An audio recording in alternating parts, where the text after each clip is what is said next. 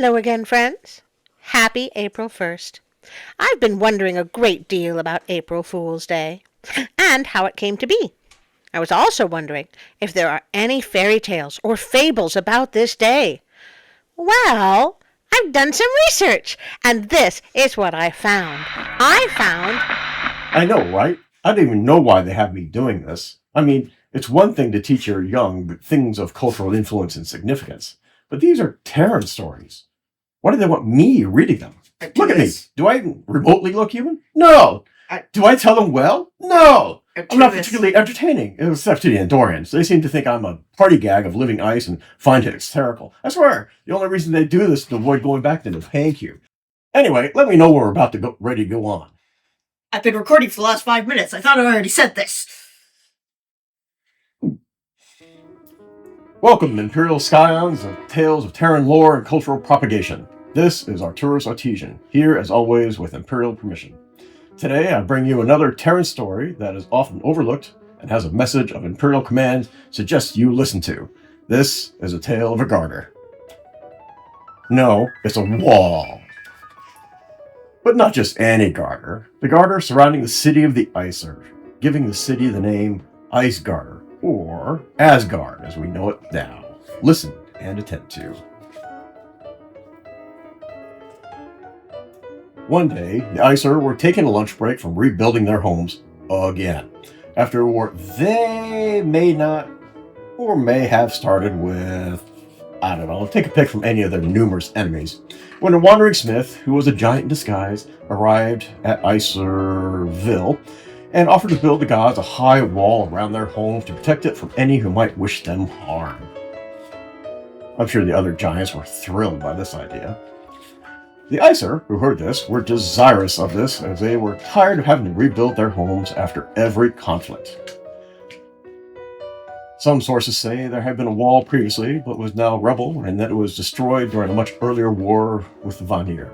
Either way, no wall currently. Odin and the hastily assembled gods listened to the smith's proposal of completing the work in a mere 3 seasons. Now, Odin knew that it would take the Aesir longer than that to build one themselves, as well as the slight problem of none of his people wanted to take on that burden. Now, at what price, you might ask? Oh, you're going to like this price. It is a good price. The moon, the sun, and the goddess Freya in marriage.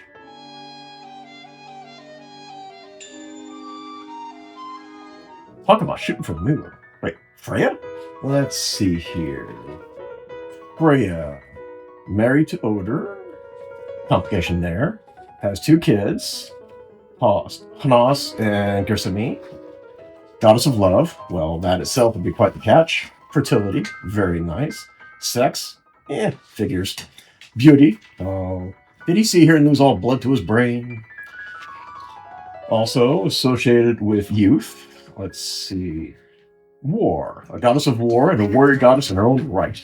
One source mentions that she gets first pick of half the warriors who die in battle, and they go to her hall, Sestrumnir, in the sacred meadows of Wagner, and Odin's hall, Valhalla, gets the rest, both of which are in Aesirville. Goddess of cedar, a form of magic which allows her to see and influence the future.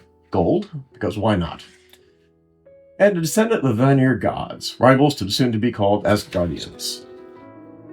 I'm beginning to wonder if this was a clever plot by the giants to actually weaken the soon-to-be Asgardians and make themselves stronger by adding her martial prowess and the better half of the slain warriors to their side. The gods took counsel together.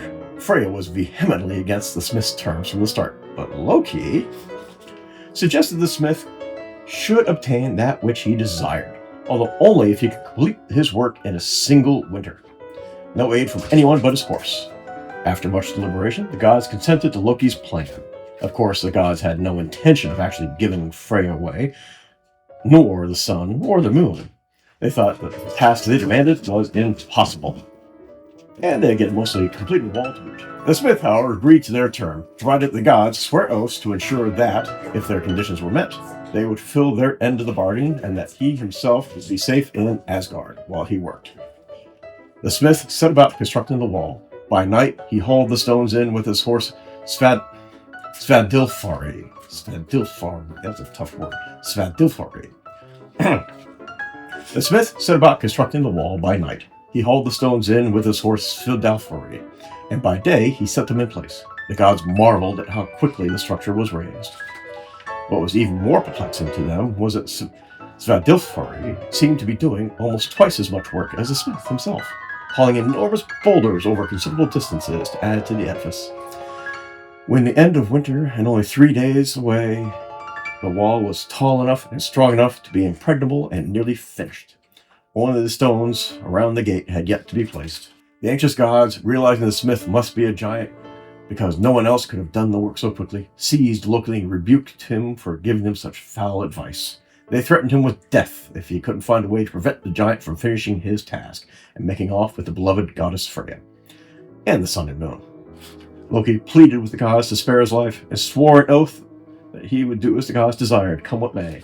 You know, most of their projections to the price was about Freya. They don't seem to care about the sun and moon. Everything withering and dying in never-ending darkness. That night, the giant and Svadilfari ventured into the snow-draped forest in search of stones. Along their way, a mare, who was none other than Loki in disguise, whinnied to the stallion from a short distance away. When the stallion saw the mare, he snapped his reins and bounded into the woods after her. The mare ran all night, and all night Svadilfari chased after her, and the builder chased after the two of them, trying to catch his horse. All night long, the three tore through the woods. The next day, not much work was completed. When the builder realized that the job was not going to be completed on time, he fell into a rage as only a giant can, and verbally abused the gods for their trickery. The Aesir had proof now that Smith was a giant in disguise, and they revoked their oaths and called upon Thor to pay the giant his wages.